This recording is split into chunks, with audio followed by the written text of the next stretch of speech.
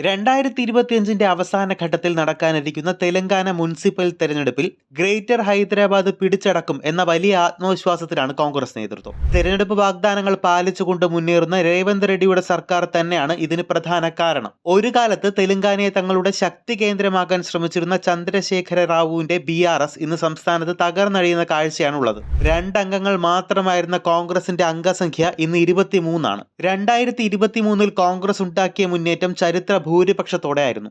119 സീറ്റുകളുള്ള നിയമസഭയിൽ 75 ഒറ്റയ്ക്ക് നേടാൻ പാർട്ടിക്കായി. അന്ന് BRS വെറും 28 സീറ്റുകളിൽ ഒതുങ്ങി. 2025 സംസ്ഥാനത്തെ മുനിസിപ്പാലിറ്റികൾ പൂർണ്ണമായും പിടിച്ചടക്കാനുള്ള നീക്കമാണ് കോൺഗ്രസിൽ നടക്കുന്നത്. ഇതിന്റെ ഭാഗമായി തിരഞ്ഞെടുപ്പ് നടക്കാനിരിക്കുന്ന ഗ്രേറ്റർ ഹൈദരാബാദിൽ പുതിയൊരു അട്ടിമറി നീക്കത്തിനൊരുങ്ങുകയാണ് കോൺഗ്രസ്. ഇതോടുകൂടി BRSലെ 20 കൗൺസിലർമാരെ കൂടി കോൺഗ്രസിലേക്ക് കടന്നു വരുമെന്നാണ് റിപ്പോർട്ടുകൾ. ഇവർ കോൺഗ്രസ് നേതൃത്വവുമായി ചർച്ച നടത്തുന്നതായാണ് അറിയുന്നത്. കാര്യങ്ങൾ കോൺഗ്രസ് വിചാരിക്കും പോലെ നടന്നാൽ ഹൈദരാബാദിലെ ഏറ്റവും വലിയ ഒറ്റകക്ഷിയായി കോൺഗ്രസ് മാറും.